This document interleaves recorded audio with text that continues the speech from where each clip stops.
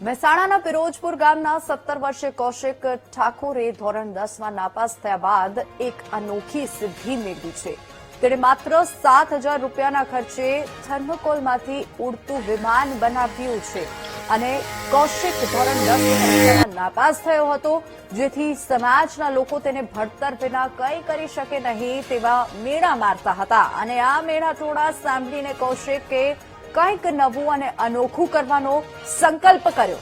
કૌશિકે પોતાના ખેતરમાં આવેલી એક ઓરડીમાં આ પ્રોજેક્ટ પર કામ શરૂ કર્યું. તેણે થર્મોકોલ અને ડ્રોનની મોટરનો ઉપયોગ કરીને આ વિમાન બનાવ્યું છે. 1 મહિનાની સઘન મહેનત બાદ તેણે 5 ફૂટ લાંબુ પ્લેન તૈયાર કર્યું છે, જે 500 મીટર હવામાં ઉડી શકે છે.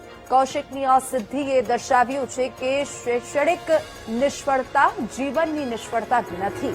તેની આ કાર્યશક્તિ અને દ્રઢ નિશ્ચય ઘણા લોકો માટે પ્રેરણાદાયક બન્યા છે.